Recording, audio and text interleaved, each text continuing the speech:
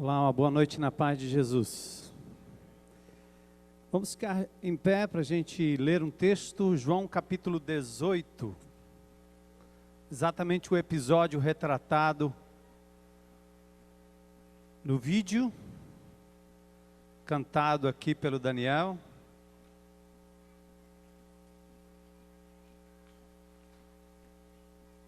Que, aliás, se tornou esses dias o papai do meu quarto neto, né? Agora é um menino, Israel. Aí, tô dizendo, eu ia chamar o Galvão para dizer sou tetra, né? Tetravô, tô ficando velho. João capítulo 18, versículos 1 a 8. Essa é uma passagem paralela que é descrito também em Mateus capítulo 26, Marcos 14 e Lucas 22. Todo um episódio que antecede os momentos finais da caminhada de Jesus. Eu vou ler na revista atualizada, se você tiver a nova versão internacional, tranquilo, eu disse a semana passada, quanto mais versões você puder consultar, melhor, muito bom. E assim a gente vai aprendendo mais com essas traduções. Tendo Jesus dito estas palavras, saiu juntamente com seus discípulos para o outro lado do ribeiro Cedron, onde havia um jardim, e aí entrou com eles. E Judas, o traidor, também conhecia aquele lugar, porque Jesus ali estivera muitas vezes com seus discípulos. Tendo, pois, Judas recebido a escolta e dos principais sacerdotes e dos fariseus alguns guardas, chegou a este lugar com lanternas, tochas e armas. Sabendo, pois, Jesus todas as coisas que sobre ele haviam de vir, adiantou-se e perguntou-lhes: a quem buscais? Responderam-lhe: a Jesus o Nazareno. Então Jesus lhes disse: sou eu, ou eu sou. Ora, Judas, o traidor, estava também com eles. Quando, pois, Jesus lhes disse: sou eu, recuaram e caíram por terra. Jesus de novo lhes perguntou: a quem buscais? Responderam: a Jesus o Nazareno. Então lhes disse Jesus: já vos declarei que sou eu. Se é a mim, pois, que buscais, deixai ir estes, para se cumprir a palavra que dissera: não perdi nenhum dos que me deste. Então Simão Pedro puxou da espada que trazia e feriu o servo do sumo sacerdote, cortando-lhe a orelha direita, e o nome do servo era Malco. Mas Jesus disse a Pedro: mete a espada na bainha. Não beberei porventura o cálice que o Pai me deu? Senhor, nesta tarde e noite, na presença do Teu Espírito, Tua palavra lida, aberta diante do Teu povo, explanações que vêm de um coração e uma mente humana, nós só temos que clamar que o Teu Espírito aplique a palavra, as verdades ao coração de cada um que nos ouve hoje à noite. Seja aqui na tenda, seja na tenda menor ali ao lado, seja na internet, seja através da repetição, Senhor, do que será gravado aqui hoje à noite, onde quer que o Senhor permita chegar, que a unção do Teu Espírito use as palavras, Senhor, de um homem falho, mas que use a Tua infalível palavra, acima de tudo, para promover transformação, promover reverência ao Teu nome, promover a fé daqueles que de fato ainda não Te conhecem como Senhor e Salvador. E, Senhor, de uma vez por todas, fazer com que cada um de nós compreenda de verdade que Tu és o Senhor dos senhores, o Cordeiro de Deus, o soberano, poderoso eu sou, o Deus Jeová Rafá, capaz de curar, não só a orelha, o físico, mas o coração e a alma de qualquer ser humano, Senhor. Pai, eu peço nesta noite por misericórdia, por tudo aquilo que o Brasil assistiu durante essa semana, Senhor, uma chacina como nunca antes nesse país. Algo sem precedentes, Pai amado. Fruto de um coração confuso, perdido, sem Deus, sem Cristo, sem salvação. Pai querido, que a Tua misericórdia continue nos alcançando e nos usando, para que a gente evite tais desastres, Senhor, falando do Teu amor, pregando o Teu perdão, proclamando o poder que há no sangue de Jesus, de transformar o mais vil pecador. Nós te pedimos, Pai amado, fala conosco, em nome de Jesus, amém. Podem sentar.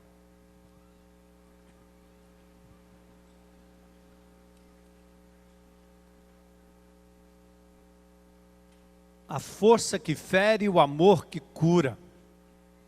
O cenário aqui é um jardim, lugar de tranquilidade, lugar de pausa, lugar de contemplação, lugar de descanso. Mas parece-me que através da história, o ser humano é capaz de transformar um lugar tranquilo de comunhão, um lugar de paz como o Éden, numa maldição egoísta. Agora nós estamos no Getsemane, lugar de oração, lugar de aprendizado, lugar onde Jesus por tantas vezes falou sobre o amor, sobre a força e o poder do Espírito Santo, onde Ele mesmo demonstrou em todo o tempo que não seria através da violência, mas do poder da sua palavra amorosa, perdoadora, que o seu reino seria estabelecido. Mas ali no Getsemane, de novo, os discípulos confundem a mensagem e Pedro sintetiza a ignorância e a falta de percepção ao usar da violência diante daquele servo do sumo sacerdote. Ele não entendeu que o próprio Filho de Deus estava ali para dar a sua vida como cordeiro levado ao grande sacrifício por amor a cada um de nós. Aliás, Jesus já havia predito a sua morte. Mateus 26, ele diz, o mestre manda dizer, o meu tempo está próximo, é hora de celebrar a última ceia. Em Mateus 26, já na celebração da ceia, ele diz, um de vocês há de me trair. Depois ainda em Mateus 26, ele diz, esta noite vocês vão se escandalizar comigo. Porque a profecia fala, isso vai se cumprir em mim, o pastor será ferido e as ovelhas do rebanho ficarão dispersas.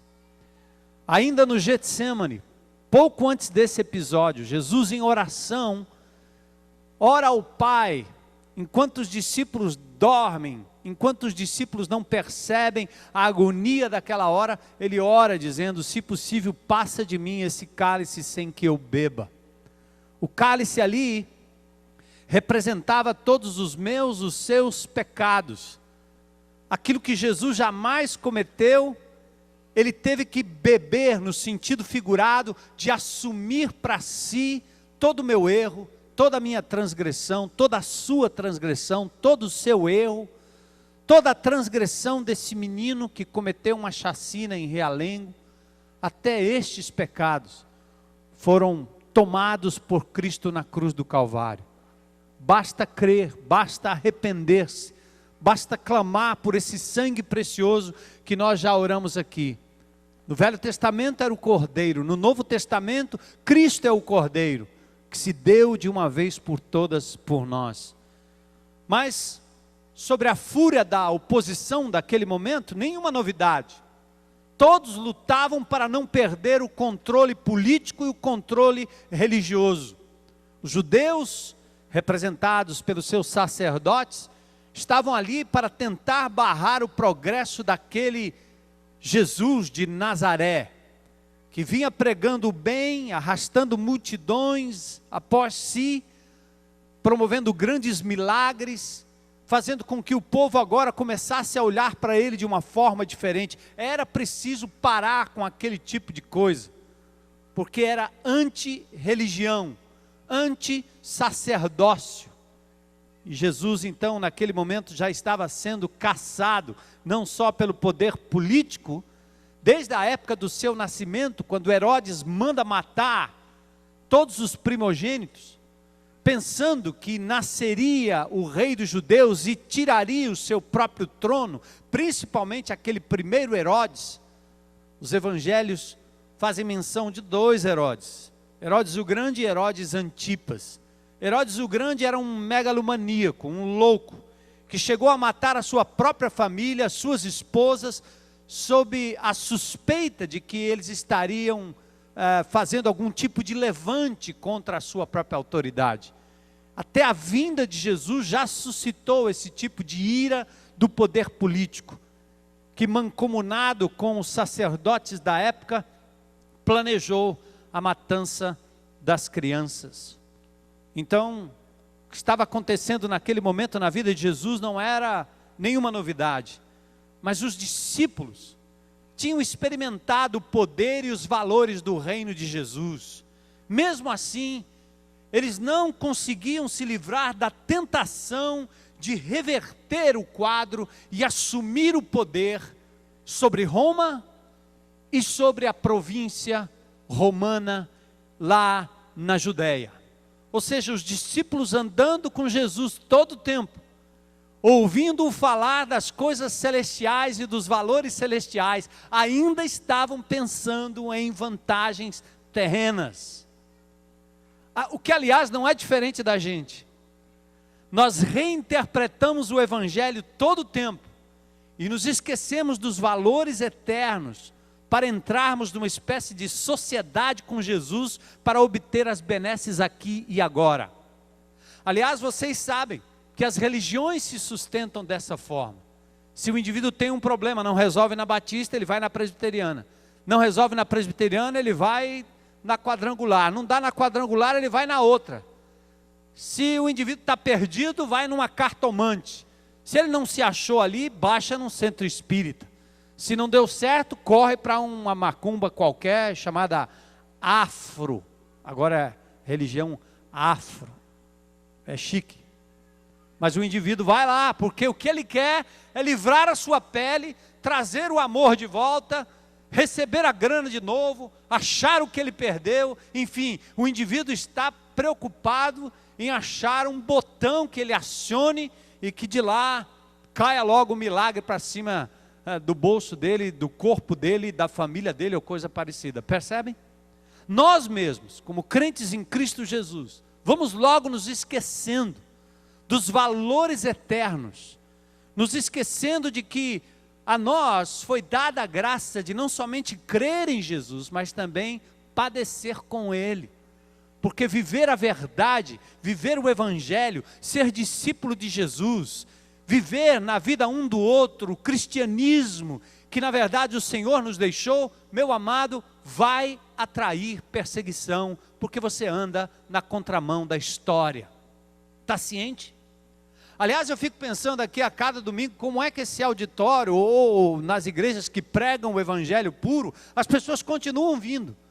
Porque não é uma mensagem de flores, de tudo bonitinho, muito pelo contrário. É viver na contramão de uma sociedade que nos empurra e nos remete para os valores sociais, políticos, econômicos, pessoais, cheios de prazer, todo o hedonismo do mundo, é tudo a minha vantagem, a minha família, o meu corpo, é o meu prazer, é isso que importa. E se Deus for meu sócio nessa história, ainda melhor. Cristianismo não é assim. Jesus ensinou todo o tempo, mas os discípulos ali, naquele local especial, esquecem o ensino e não conseguem se livrar da tentação do poder de conquistar coisas e pessoas pelo uso da força.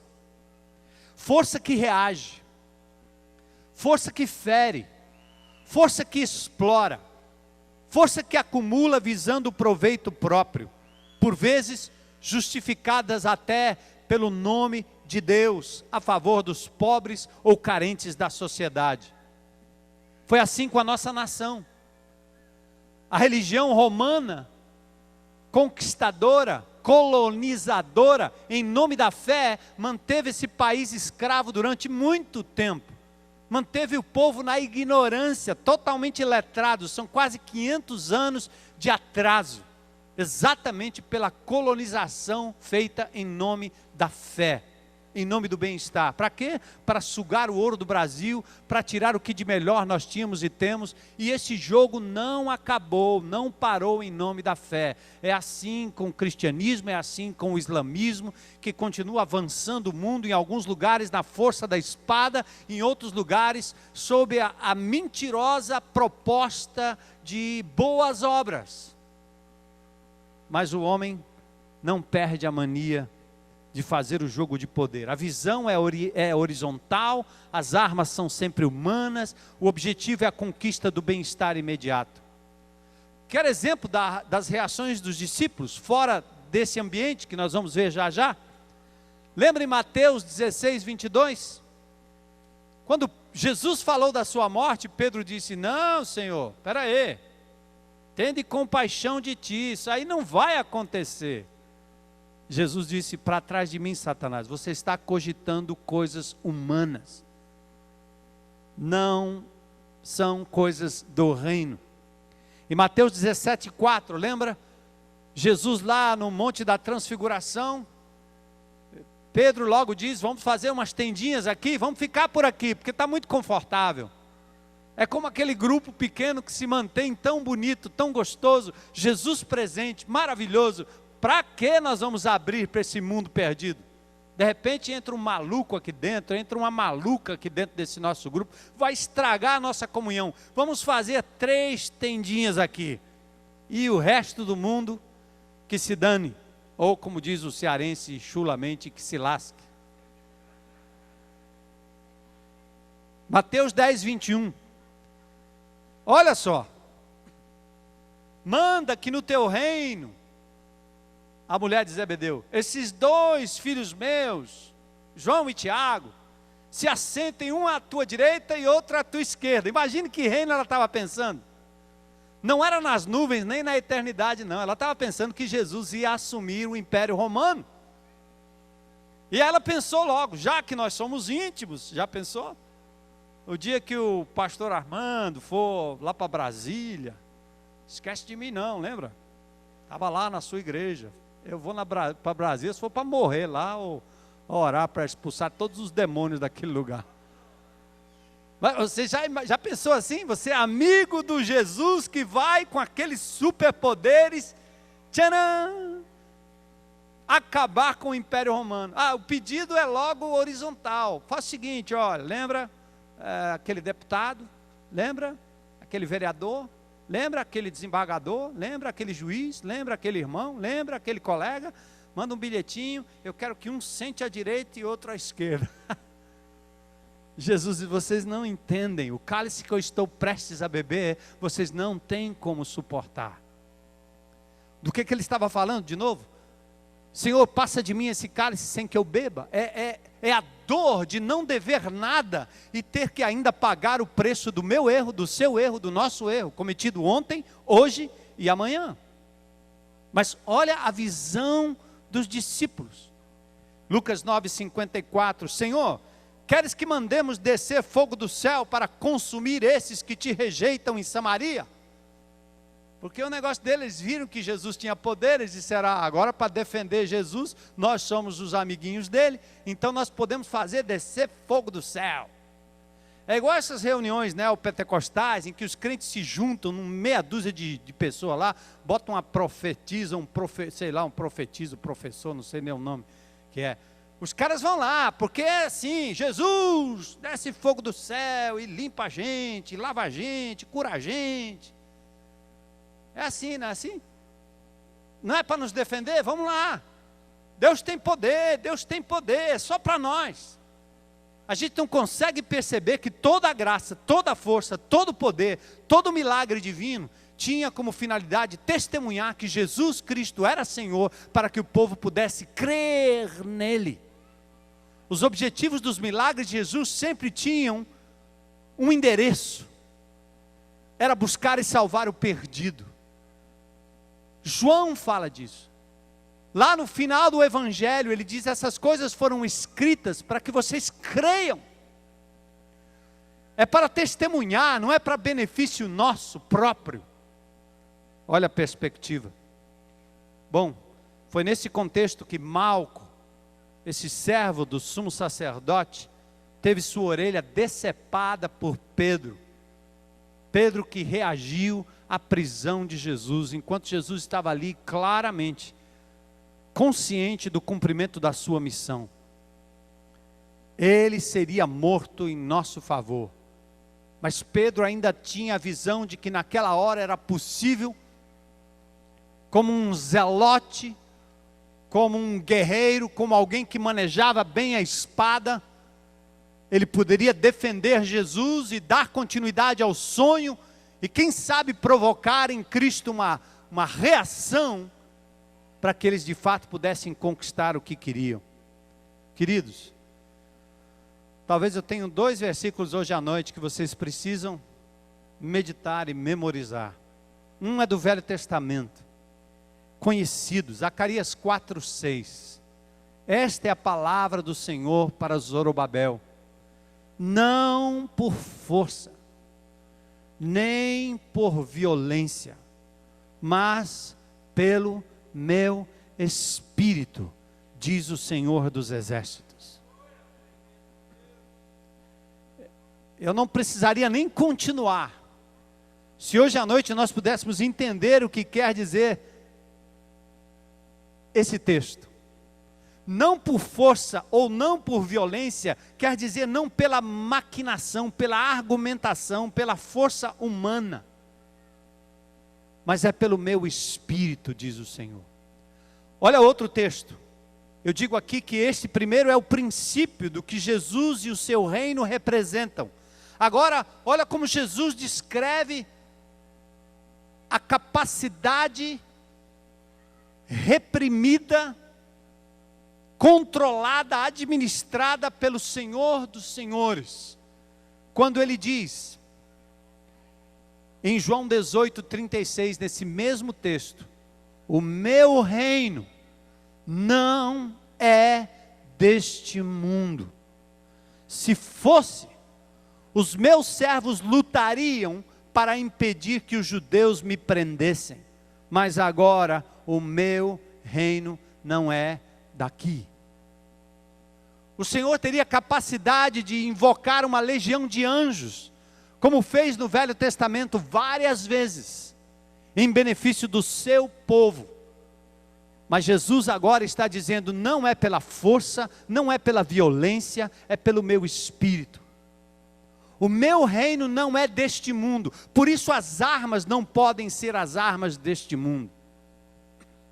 Agora, antes que você fique pensando que nós estamos voando aqui num princípio que fala do Filho de Deus, o Todo-Poderoso, eu quero dizer para você, meu amado irmão, que uma das razões que você não vê o milagre de Deus operando na sua vida é porque você não acredita, você não recua, você não tira a mão. Você pensa que tem que fazer por onde, que tem que dar uma mãozinha para o Senhor. É por isso que você grita, é por isso que você briga, é por isso que você ofende, é por isso que você retalia, é por isso que você vai atrás, é por isso que você clama pelos seus direitos, e mesmo quando é impossível, você vai atrás por todos os meios. Eu tenho essa tendência, você tem essa tendência.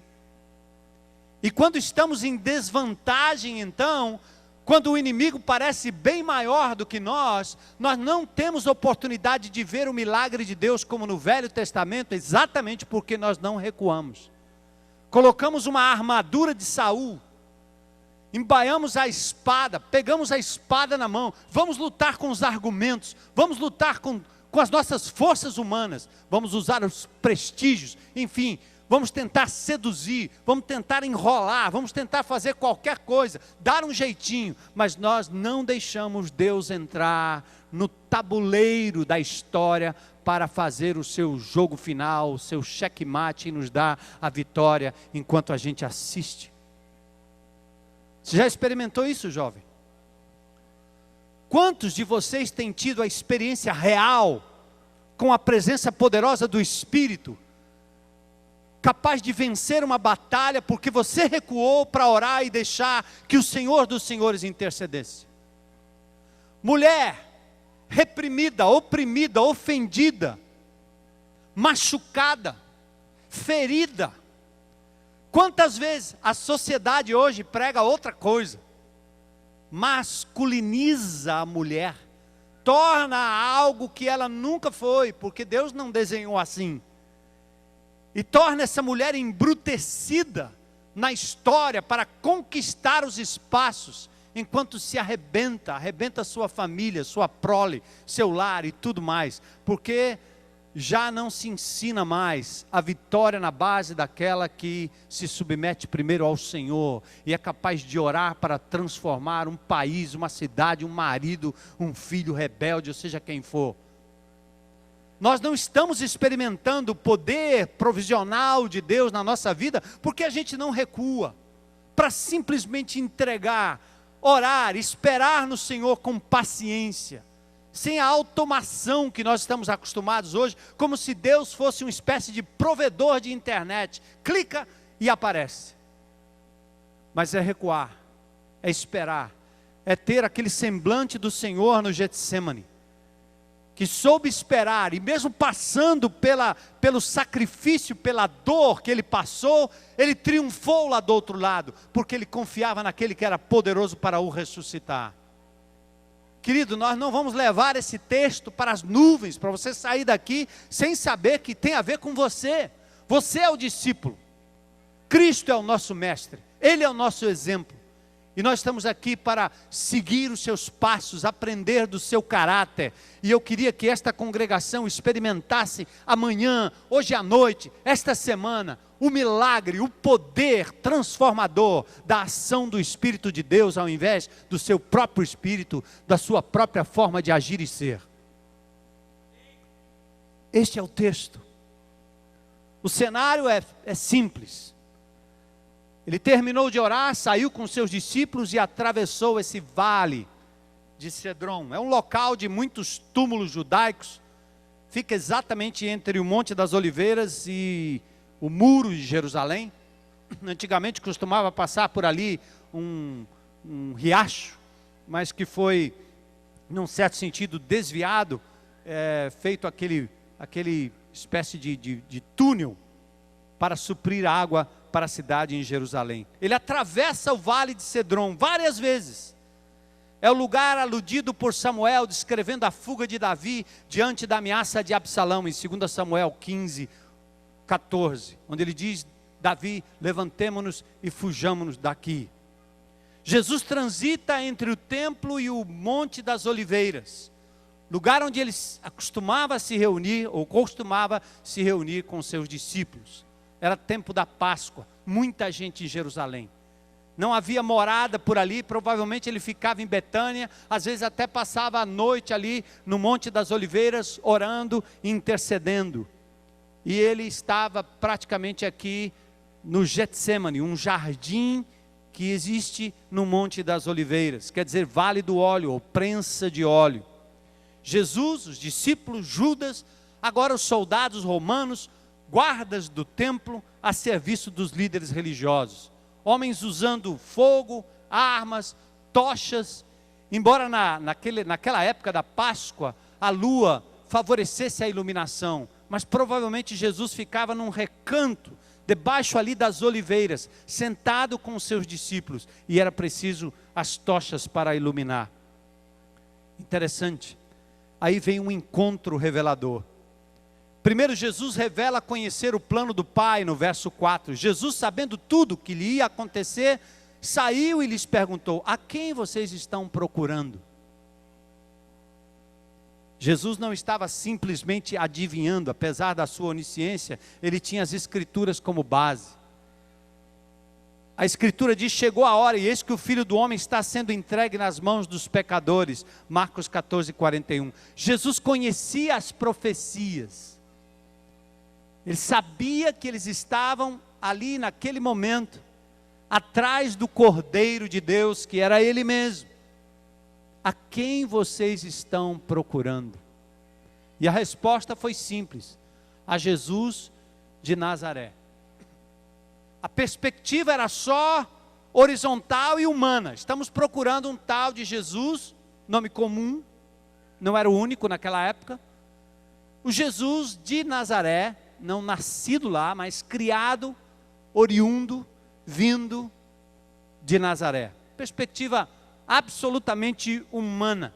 A mesma perspectiva que tem aqueles que se afastam de Jesus ou que se frustram quando não são correspondidos naquilo que pedem ou anseiam.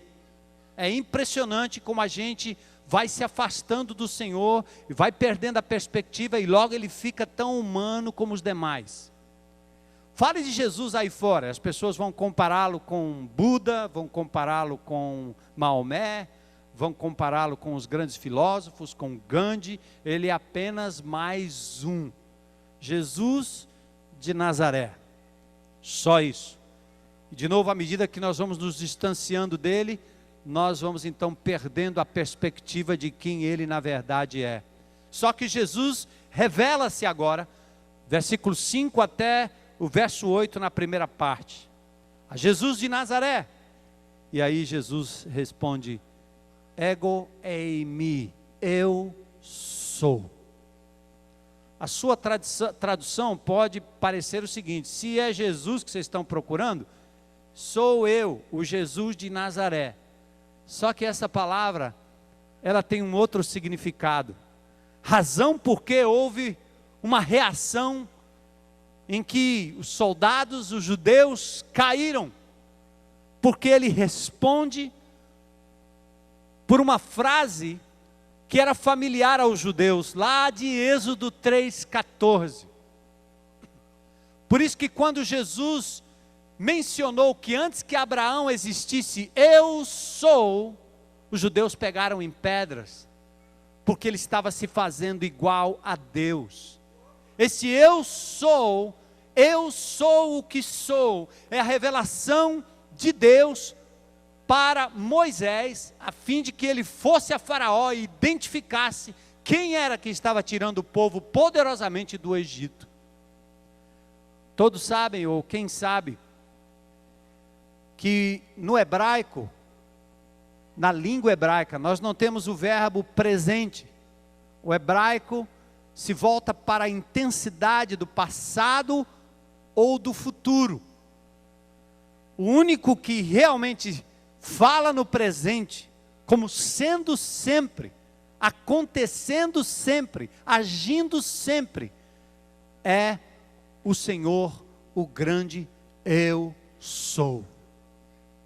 Alguém já poderá ter sido ou um dia será. Jesus disse: eu sou, eu sou. Amados, vocês não têm ideia de como os judeus respeitavam essa palavra.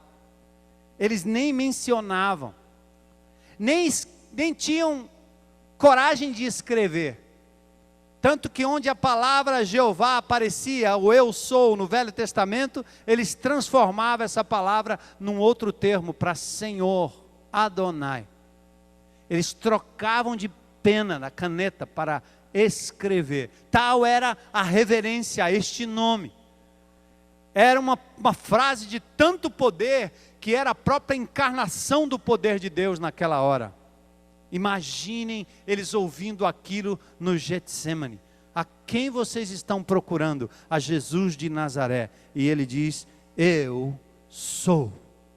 Eu sou. Jesus não confirma o seu nome terreno, ele revela um outro, com o qual os judeus estavam familiarizados. Do grupo de soldados romanos e judeus, alguns caíram e outros recuaram, ou seja, judeus reverenciaram o grande eu sou. Ao ouvir a declaração de Jesus, caíram por terra em reverência ao nome, e neste caso, a ousadia de Jesus. Algo poderoso aconteceu naquele momento. Autoridade e poder afetaram os soldados que também caíram por terra. Como eles já haviam declarado anteriormente, quando foram para prender Jesus, eles voltaram dizendo: nunca homem algum falou como este homem. Nenhum homem na história falou como Jesus, fez como Jesus, se doou como Jesus. Se você retirar os milagres de Buda, os milagres de Maomé, os milagres de outros líderes religiosos, ainda sobra uma filosofia, tanto faz. Se você tirar o milagre da ressurreição de Jesus, o cristianismo não existe. Porque Jesus foi muito mais do que um profeta, um mestre, um rabino. Ele foi Deus que se fez homem, que venceu a morte, o maior de todos os adversários humanos, e ressuscitou para a glória de Deus Pai. Cristianismo está baseado num milagre. Cristo Jesus ressurreto. Eu sou, eu sou, eu sou. Quem resiste a esta palavra? Quem resiste à presença, à palavra e ao poder de Jesus? Aliás, deixe-me fazer outra aplicação. Nós, crentes em Cristo Jesus, sabemos muito bem, como o texto diz, você crê que há um só Deus? Fazes bem, até os demônios creem e estremecem. Eu acho interessante que nós sabemos que Deus, na Bíblia, se revela como Deus triuno, Deus Pai, Deus Filho, Deus Espírito Santo. Mas a vontade do Deus Pai eterno, uma das pessoas da Trindade, é que o Filho seja glorificado. E quando o Espírito Santo está agindo numa igreja, ou agindo na vida de uma pessoa, ou na vida de uma família, na vida de um grupo pequeno, o resultado é um só: o nome de Jesus é exaltado. Quer saber onde é que o Espírito está? É onde alguém fala no nome de Jesus. Então, às vezes, porque nós somos brasileiros, católicos, apostólicos. Eu sou católico, sabia? E sou apostólico, só não sou romano. Sou católico. Católico quer dizer universal. A crença de Jesus é uma crença universal. Sou apostólico, porque eu tenho como base a doutrina dos apóstolos. Só que eu não tenho nada a ver com Roma. Eu tenho a ver com um Jesus que nasceu em Belém, que se criou em Nazaré, e é chamado Grande Eu Sou. E a minha cidade não está no Vaticano, nem nos Estados Unidos, mas está nos céus, porque Ele está lá à direita do Pai em majestade, e um dia voltará para reinar com grande poder. Aleluia. Agora preste atenção, meu irmão, minha irmãzinha, meu querido jovem, idoso, irmão, não saia por aí falando, primeiro não fala o nome de Deus em vão, né? Crente não devia estar usando o nome de Deus em vão. Ai meu Deus, graças a Deus, sem querer saber, né? Ai meu Deus, toda hora. A gente ensina isso para as crianças, ensina agora para as netinhas, puxa a orelha de vez em quando. Olha o nome de Deus em vão, não pode, né? Não fale não. Não tomarás o nome do Senhor teu Deus em vão, faz parte de um dos mandamentos, amém?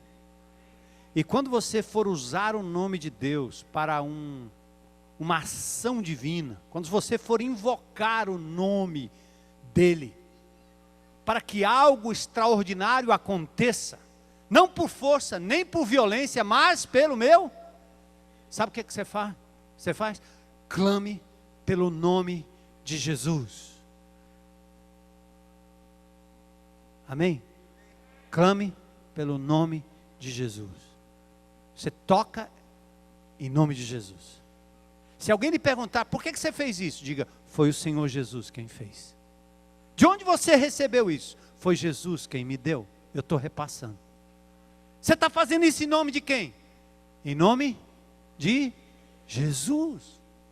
Porque é este nome, precioso nome, glorioso nome, do grande eu sou, declaração que Ele fez, é neste nome que os demônios fogem, é nesse nome que os poderes são humilhados, é neste nome que você consegue de verdade a vitória espiritual na sua vida em N áreas, até para suportar a dor, em nome de Jesus. Eu sou, revela Ele. Jesus revela não apenas que Ele é o grande eu sou, mas revela o cumprimento da palavra. Se vocês estão me procurando, deixe ir embora estes homens. E diz o texto, isso aconteceu para se cumprisse as palavras que disseram, não perdi nenhum dos que me deste. O verbo grego cumprir sempre se refere à palavra de Deus. E se Jesus havia dito que nenhum deles se perderia, a não ser Judas, o traidor, a palavra foi cumprida. João 17:12, estando eu com eles no mundo, guardava-os em teu nome, tenho guardado aqueles que tu me deste, e nenhum deles se perdeu, senão o filho da perdição, para que a escritura se cumprisse. Agora, amados, a força que fere e o amor que cura, está aqui, em João no capítulo 18, verso 10, Simão Pedro, naquela hora, no Getsemane, que trazia consigo uma espada, uma espécie de adaga, uma espada curta.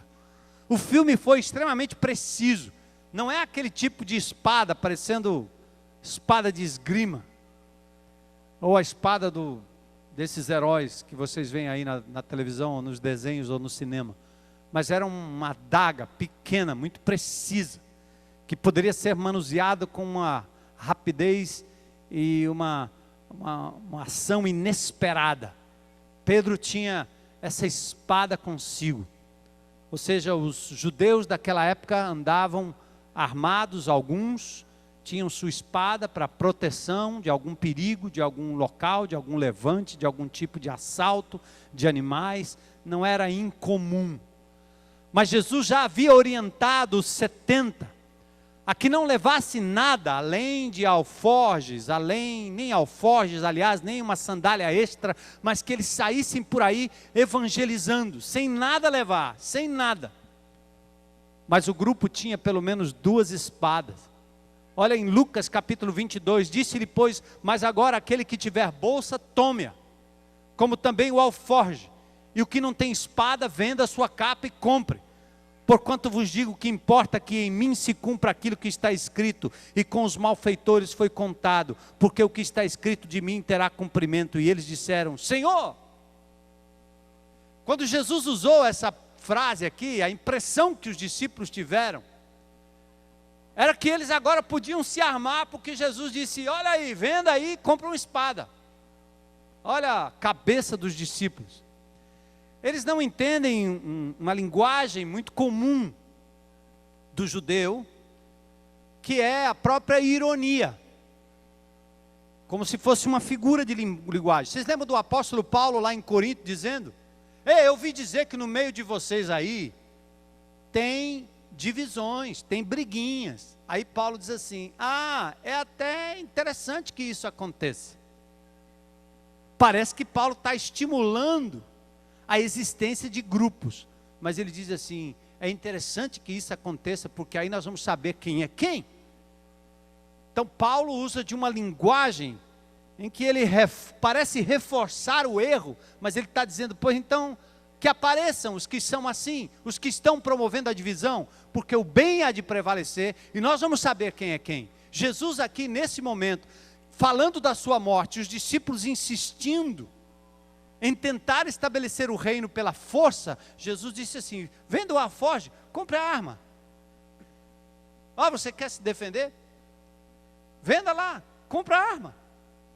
Aí Pedro, ridículo, contra um exército, contra uma guarda romana, lá vem Pedro com 2 espadas. E depois que Jesus disse isso, então ele traz, o texto diz, ele traz 2 espadas. E sabe o que Jesus diz naquela hora? Basta, Pedro. Ou seja, você não entendeu nada. O Filho do Homem vai ser entregue nas mãos de malfeitores e será contado como um malfeitor. Basta. Jesus usa uma figura de linguagem para contrastar o envio dos 70. Eles foram sem alforje, sem bolsa, sem sandália extra, num ambiente de paz. Agora o tempo é de perseguição. Você quer usar da arma? Vai, compre a arma. E Pedro vem com 2 espadas na mão. E aparentemente não entendeu basta, porque ele guardou a espada. Lá estava ele, Pedro, usando a espada no Getsemane. Basta. Basta. Pedro reage pelo ímpeto da força, pela defesa daquilo que parecia justo. Pedro pode ter sido movido aqui pela má compreensão do plano divino. Pedro provocou mutilação naquele homem, naquele soldado, naquele que talvez estava ali sem nada entender, ou simplesmente cumprindo ordens, justa ou injustamente. E talvez a pergunta seja esta: qual tem sido a sua arma? Se eu fosse Pedro, eu acho que eu teria feito isso e ainda pior. Se eu estivesse no lugar de Pedro ali, talvez eu tivesse feito pior. Como é difícil a gente evitar usar a força humana para entrar, para sair, para estacionar, para falar, para empurrar. Em todo canto. Nós somos como feras, ocupando espaço, disputando espaço com as pessoas. E muitas vezes manchamos o nome de Jesus, porque não somos capazes de pregar a paz, pregar o amor, pregar a resignação, pregar um passo atrás, a misericórdia. Não somos capazes. E às vezes nós somos até ridicularizados, porque tão bélicos que nós somos, tão irracionais, tão partidários às vezes, que de repente vem um indivíduo lá do Tibete, vestido com aquela roupa, todo careca, amigo do Dalai Lama, e tudo que ele fala é paz. Aí medita, senta, faz aquele negócio, bota fumaça lá, e fica calmo. Enquanto isso, os crentes são estressados, tudo estressado, tudo doente, tudo estressado, come mal, dorme mal, não para, não respeita a natureza, não respeita ninguém, joga latinha de tudo para fora, copo no chão e pronto. Aí,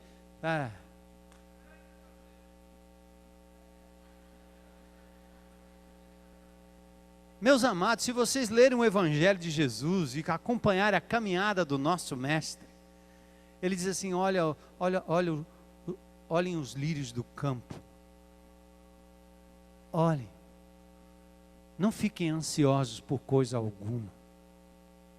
Quantos ensinos, mansidão, domínio próprio, frutos do Espírito, paz, alegria, longanimidade, benignidade, fé. Essas coisas deveriam marcar a nossa vida.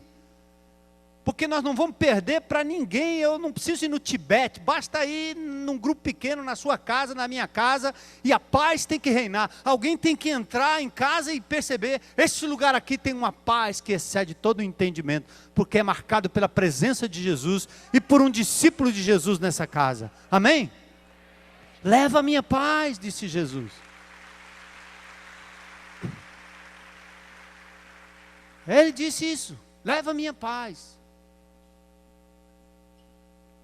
Mas Pedro reagiu. Quais têm sido as suas armas? Quantas pessoas são vítimas da sua visão horizontal, terrena, egoísta de reino? A quantos você tem machucado, decepado? E aqui eu não estou falando de orelha não. Você vai dizer: não, eu não sou como Pedro, porque Pedro cortou foi a orelha, eu não cortei a orelha de ninguém.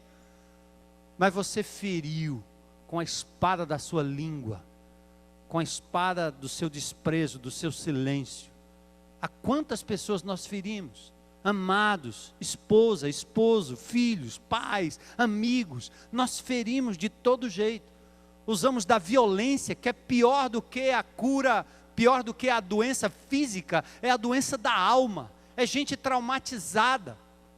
A sociedade está devolvendo, está vomitando, botando para fora esses meninos e meninas sem pai, sem mãe, sem amor, sem atenção, sem carinho dentro de casa. Esse país só terá jeito quando Jesus assumir o controle e a família for valorizada. Enquanto isso, nós vamos colher o que está sendo plantado. A desgraça de termos os pais trabalhando como doidos o dia inteiro e os filhos largados por aí, tendo tudo que querem, menos a atenção, o amor, o carinho que um homem de Deus ou uma mulher de Deus deveriam dar. Percebe? Paz. Bom, mas o que é que a força faz? A força mutila, instiga a violência, ignora o plano divino. Mas olha o amor de Jesus, para a gente terminar. Jesus ordenou a Pedro: guarde a espada. Acaso não haverei de beber o cálice que o Pai me deu? Ou seja, ele está dizendo de novo: você não entendeu, Pedro? Que tem hora que nós temos que sofrer o dano. Tem hora que nós temos que entregar, Pedro. Você não está entendendo? Eu preciso cumprir a vontade do Pai.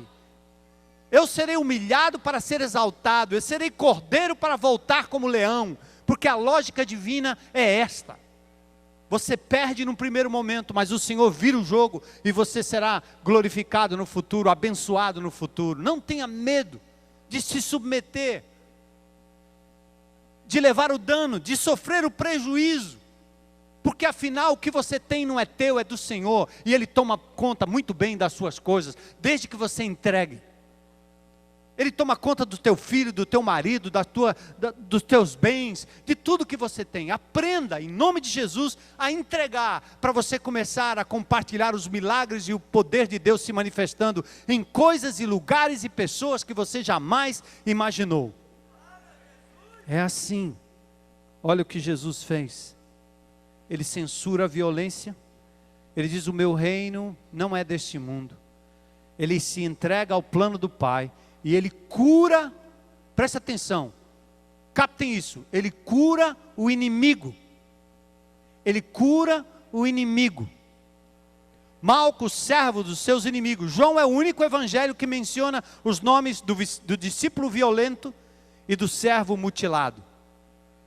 Lucas é o único que relata a cura da orelha decepada. Ninguém sabe se caiu no chão, se partiu. O fato é que ela foi uma orelha ferida pela espada. Alguns dizem que Pedro era canhoto, porque acertou a orelha direita. Os que manejam a espada acham que a lógica é que o canhoto acerta a orelha direita e o destro acerta a orelha esquerda. Não tente isso em casa. Nem do seu cachorro. Tá certo? Gente, milagre que repara o dano da espada. Milagre que repara o dano daquilo que fere, seja qual for a arma, psicológica, física, econômica, seja qual for. Jesus opera o milagre que restaura a ferida. Saiba disso, meu amado. Você está me ouvindo aí? Está me ouvindo lá na tendinha? Está me ouvindo aí na internet? Está me ouvindo aqui? Você veio para cá, você está ferido? Não é a sua orelha, mas é a sua mente, a sua cabeça, seu coração, seus sentimentos, suas emoções. Feriram. Você está aqui talvez como uma pessoa já ferida, muito ferida, em busca de um alento. Cristo Jesus, o grande eu sou, é capaz de olhar para você, porque Ele foi capaz de ferir o inimigo. Ele está aqui para, de verdade, não ferir, mas curar o inimigo. Ele é capaz de curar você também. Jesus é capaz. Glória a Deus pelo amor. E Ele afinal confia na justiça e no cuidado de Deus. Guarde a espada. O grande sacrifício não será possível se o egoísmo e a força humana tivessem ou não seria possível se o egoísmo e a força humana tivessem prevalecido sobre a entrega, o amor e a compreensão submissa e obediente aos planos do Pai eterno. O grande sacrifício redundou em grande salvação, motivado pelo grande amor capaz de curar, salvar, restaurar, mudar, resgatar, endireitar e, acima de tudo, o privilégio de vencer a morte e ganhar o direito à vida eterna. Este é o nosso reino, estas são as nossas práticas, estes são os nossos valores, irmãos. Estes são os valores que devem reger nossas reações, buscas e anseios. Nenhuma novidade sobre a fúria da oposição, mas a novidade é que o amor restaura, é que Jesus cura, é que Jesus liberta, e mesmo passando pelo vale da sombra da morte, nós não precisamos temer, Ele estará conosco. Ele também passou pelo vale da sombra da morte, não por força, nem por violência, mas pelo meu Espírito. Curva sua cabeça em oração, só por um minuto. Quais têm sido as suas armas? Quando é que você vai parar de lutar pelos seus próprios meios para ver o poder de Deus? Não é só porque Deus quer resgatar, curar, lhe devolver aquilo que você perdeu, não. Mas é porque Ele quer que você glorifique o nome dEle. Você vai ter que dizer assim: só Deus, só Jesus poderia ter feito isso. Então decide hoje à noite, irmão, em nome de Jesus, andar por fé, andar no Espírito, andar com Jesus, andar em nome de Jesus, abrir mão. Bem-aventurados os mansos, eles herdarão a terra. Bem-aventurado. Senhor, dá à tua igreja perspectiva da eternidade, do reino que não é deste mundo, que luta com armas espirituais. Dá ao teu povo uma semana de vitória, Senhor, abrindo mão daquela busca pessoal, daquelas armas pessoais, humanas, às vezes limpas, às vezes sujas, Senhor. Pai, que seja esta uma semana poderosa, de milagres da tua atuação, e a paz que excede todo o entendimento, Senhor, vai guardar os nossos corações em tudo. Senhor, hoje à noite também eu gostaria de pedir que alguém aqui, ou ali na tenda menor, aqui nesse grande auditório, ou lá na internet, hoje tivesse essa consciência. Talvez você seja como um Malco, você foi lá sem saber muito bem o que estava acontecendo. Você chegou aqui, está me ouvindo e, puxa, não pensei que fosse assim. Ou talvez você é como Pedro, que achou que tudo tinha que ser pela sua própria força. E você sabe que você quebra a cara se for assim. Você não tem forças. Em você não há forças. Mas Jesus diz: vinde a mim cansados e sobrecarregados, e eu vos aliviarei. Aprenda de mim. Eu serei tua força, diz a palavra em tantos textos. Então hoje à noite é um momento para você se identificar com o Cristo, o grande eu sou, e dizer: Senhor Jesus, aqui nesse lugar, como naquele dia no Getsemane, eu me rendo, eu me entrego, eu me prostro aos teus pés hoje à noite. Eu me arrependo de ter tentado pelas minhas próprias forças. Eis-me aqui, eu te recebo como meu Senhor e Salvador. Tem alguém aqui hoje à noite que quer tomar essa decisão? Levanta a sua mão aí bem alto. Glória a Deus, glória a Deus, glória a Deus, glória a Deus, glória a Deus, glória a Deus, glória a Deus, glória a Deus. Lá atrás, estou te vendo lá. Tem mais alguém hoje para dizer: eu quero entregar minha vida a Cristo hoje, hoje, hoje. Hoje é o dia, eu quero me identificar como discípulo de Jesus, que anda não por força nem por violência, mas pelo seu Espírito. Amados, vamos nos colocar em pé. E essas pessoas que fizeram uma entrega hoje à noite, sejam conduzidas por vocês aos grupos pequenos, ao espaço conexão.